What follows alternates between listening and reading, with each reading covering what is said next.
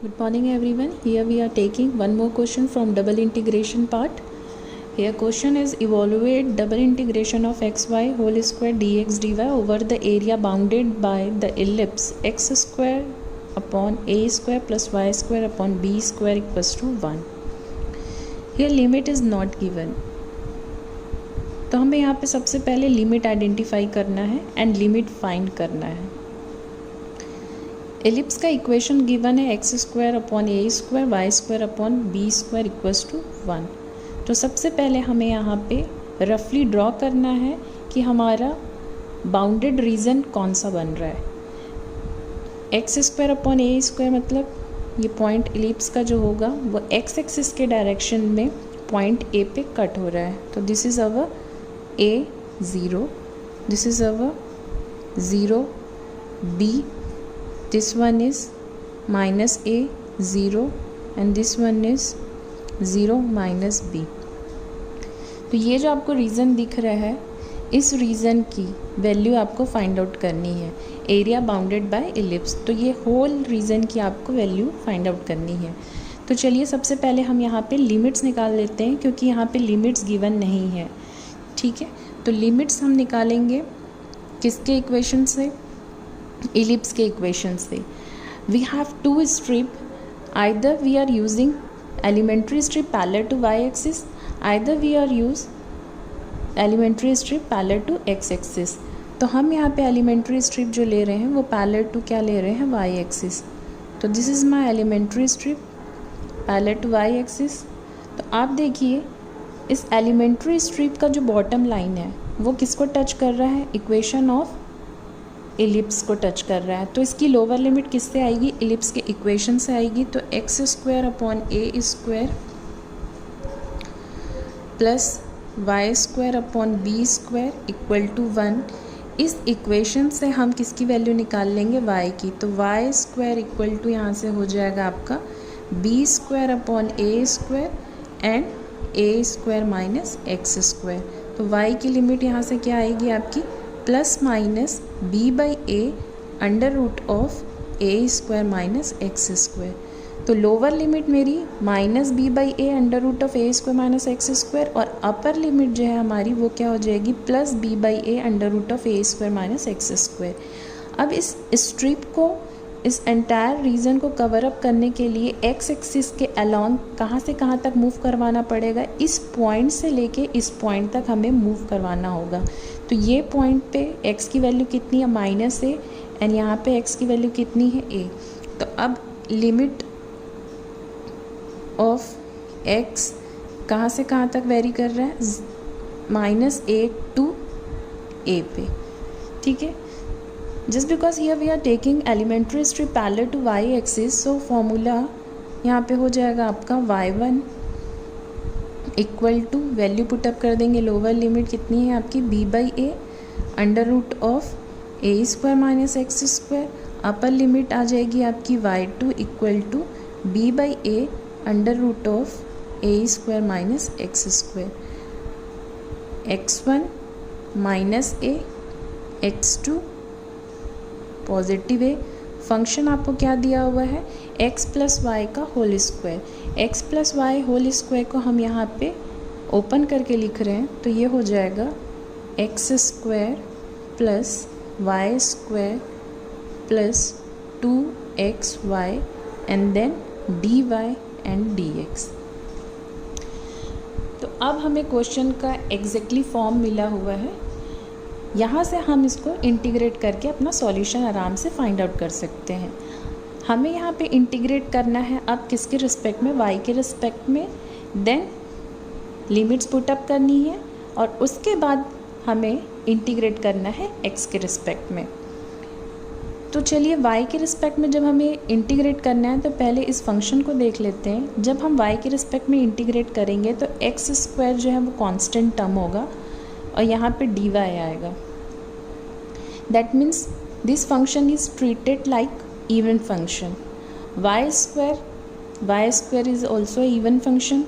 तो यहाँ भी ये क्या हो जाएगा, इवन फंक्शन होगा. और जब हम इसको देख रहे हैं 2xy तो this is our odd function. अब यहाँ पे हम इवन एंड ऑड क्यों चेक कर रहे हैं? जस्ट बिकॉज क्योंकि हमारी लिमिट्स यहाँ पे जो है वो negative to positive same limits दी हुई है with opposite sign.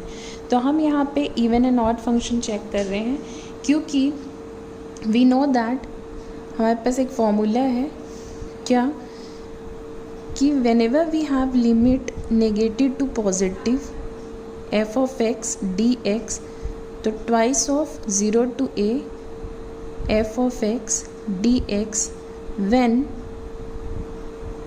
f of x is even, और इसकी वैल्यू 0 हो जाती है when f of x is odd। तो यहाँ पे हमारा इंटीग्रेशन जो है वो बहुत ही सिंपल हो जाएगा अगर हम यहाँ पे ये फॉर्मूला अप्लाई कर लेते हैं, क्योंकि यहाँ पे सेम चीज़ हो रही है। माइनस ए टू ए था तो यहाँ पे minus b by a under root of a square minus x square b by a under root of a square minus x square, negative sign positive sign, तो हम ये फॉर्मूला यहाँ पे easily apply कर सकते हैं।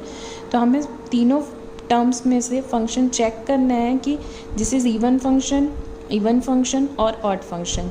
तो हमने देख लिया कि एक्स स्क्वायर वाई के रिस्पेक्ट में जब हम इंटीग्रेट कर रहे हैं तो इवन फंक्शन है, वाई स्क्वायर इवन फंक्शन है, और ये क्या हो रहा है आपका ऑड फंक्शन है।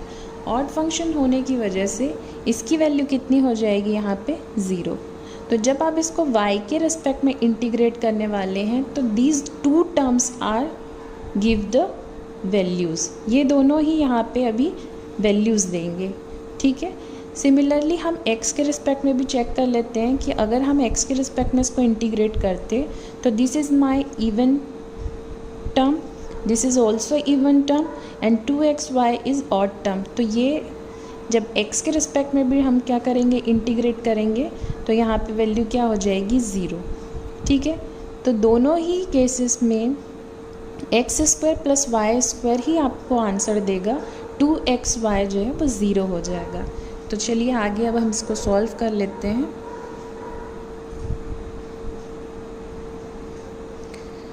सेम फॉर्मूला अप्लाई करने पे यहाँ पे आ जाएगा 4, और हमारा फॉर्मूला माइनस ए टू ए था वो अब किस में चेंज हो जाएगा 0 टू ए पे चेंज हो जाएगा। ये हो जाएगा आपका 0 to b by a under root of a square minus x square, और फंक्शन में आपके पास सिर्फ बचेगा x square plus y square and d y and d x.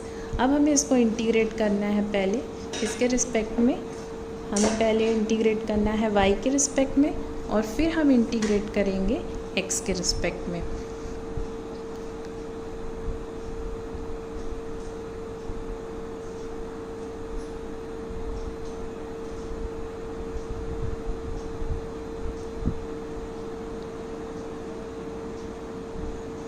क्योंकि एक्स स्क्वायर वहाँ पे कांस्टेंट टर्म है तो ये हो जाएगा एक्स स्क्वायर डी वाई का इंटीग्रेशन आएगा y plus y cube upon 3, और आपकी लिमिट्स यहाँ पे आ जाएगी 0 to b by a under root of a square minus x square and d x. Limits put up कर लेते हैं। 4 0 to a x square, y की प्लेस में आ जाएगा आपका b by a, constant term है तो हम इसको यहाँ पे लिख रहे हैं under root of a square minus x square plus यहाँ पे पुटअप करेंगे तो कितना हो जाएगा ये b cube upon a cube and 3, ठीक है। और इसको हम लिख रहे हैं a square minus x square 3/2। Lower limit put up करने से सारी वैल्यूज़ जो है वो आपकी 0 हो जाएंगी and d x. Under root of a square minus x square कभी भी आपके पास टर्म आता है तो हमने पहले भी देखा हुआ है कि हम यहाँ पे क्या लेते हैं, लेट लेके चलते हैं x equals to a sine theta, so d x equals to a cos theta. We also change limit, so here I am putting the value 0, तो थीटा की वैल्यू भी क्या आ जाएगी आपकी 0, एंड जब हम अपर लिमिट पुटअप करेंगे तो थीटा की वैल्यू क्या हो जाएगी, ए कैंसिल हो गए, यहाँ पे क्या बचे आपका 1, तो sine theta equals to 1, that means theta की वैल्यू है π/2, तो ये हो गया थीटा इक्वल्स टू π/2। सारी वैल्यू को अब हम सब्स्टिट्यूट कर लेते हैं, तो ये हो जाएगा 4 0 to π/2 b/a x square a square sine square theta under root of a square sine square theta plus b cube upon 3a³, यहाँ पे आएगा आपका a square minus a square sine square theta. dx की place में आपको क्या put up करना है, a cos theta and d theta. Simplify कर लेते हैं इसको,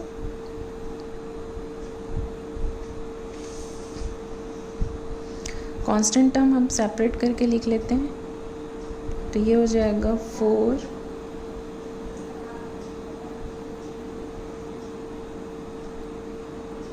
b/a